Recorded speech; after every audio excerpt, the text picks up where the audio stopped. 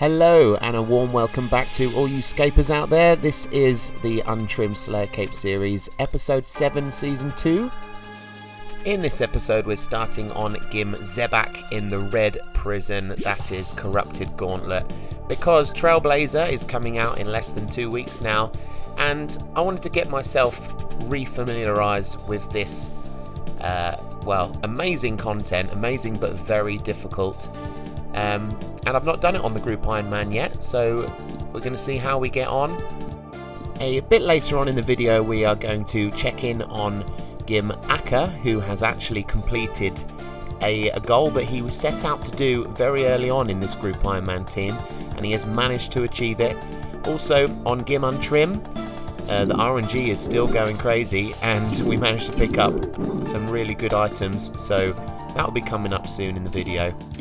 Lastly guys, if you are enjoying this group Ironman series and are just as hyped as I am about the new leagues coming out soon, please drop a like, comment and subscribe.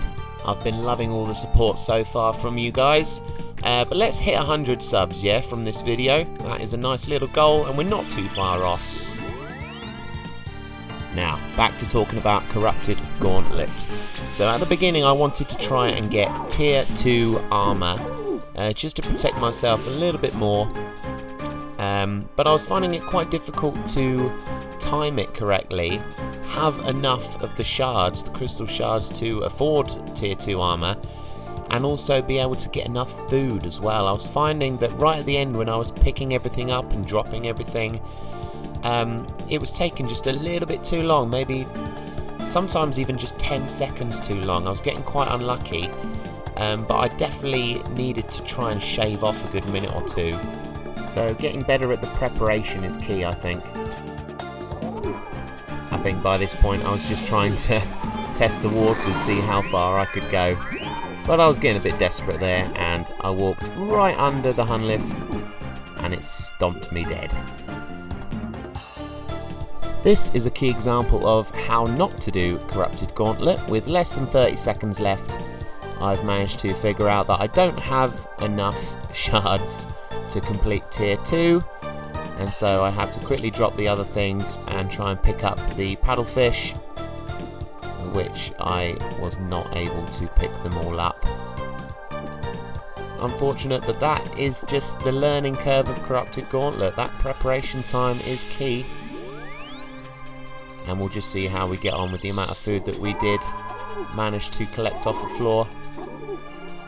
Running out of food now.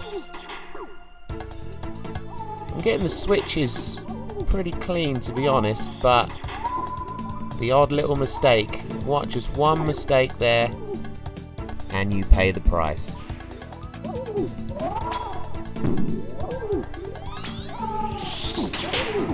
Oh jeez. Oh, that was cringeworthy movement there. And once again, just running out of food. Now this is the closest attempt by far. 29 HP. That is one big successful hit. And I've got no food left. I'm managing to avoid all of the shadows. And watch this for a prayer mistake. Oh no. I managed to misclick on my prayers. So I called it a night there, but the next day I got back on and I was determined that I could do this with tier 1 armour.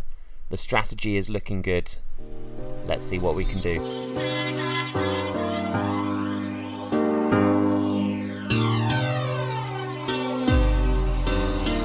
I just wanna go back to 1999. Took a ride to my old neighborhood. I just wanna go back, sing it big baby one more time. Wanna go back, wanna go.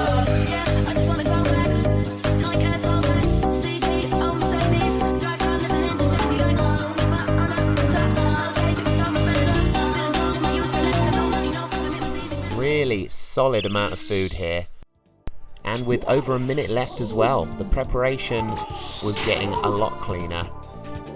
The Corrupted Hunliff is under 300 HP, and when it starts to get to this point, its special moves become a lot quicker.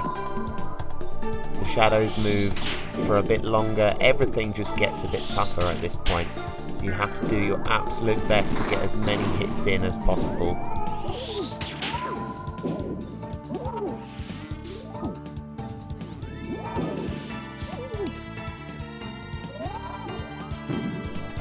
This is going to get nerve-wracking now.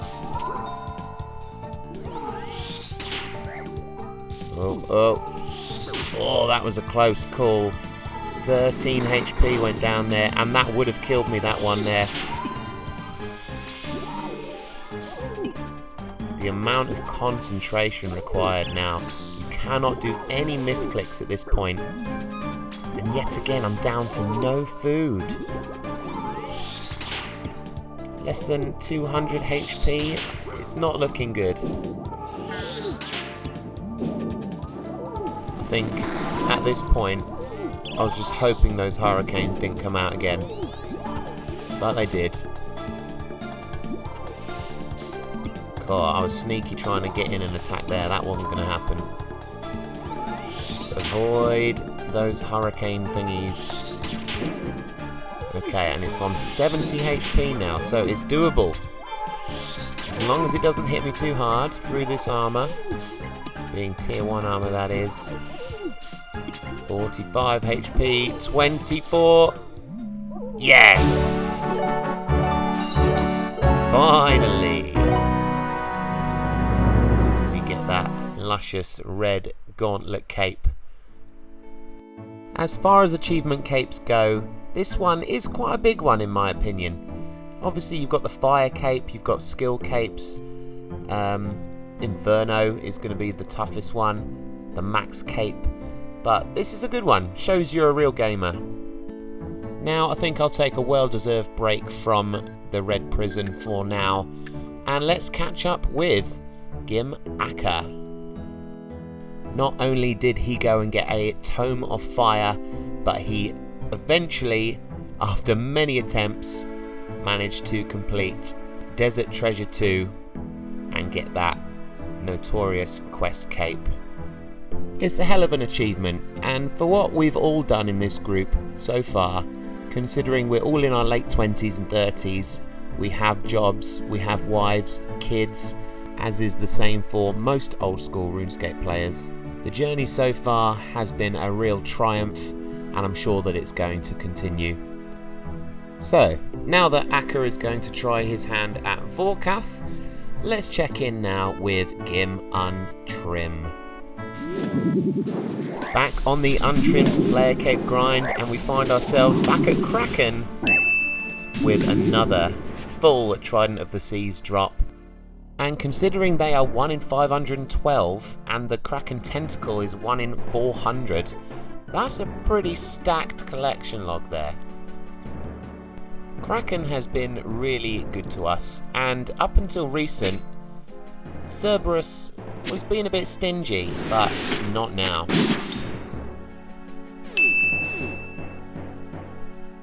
That is a collection log for GIM Un-trim, and it is the second primordial crystal we've got, with the one Pegasian as well.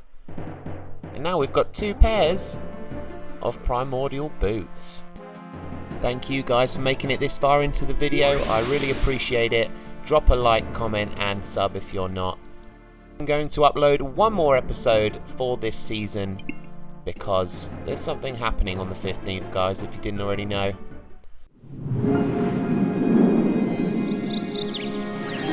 On the 15th of November, I am going to be the first person to spawn into Lumbridge for what will be my first time playing Leagues. The Caridian Desert will be my first region unlock, as this time round it has some of the best early game content and also some of the best end game content. Also on my journey I'll be making the most of what Asgarnia has to offer, as well as finally stopping off in Ranwyn and the Crystal City of Prifddinas. Subscribe to Slay in My Sleep OSRS to see how I get on in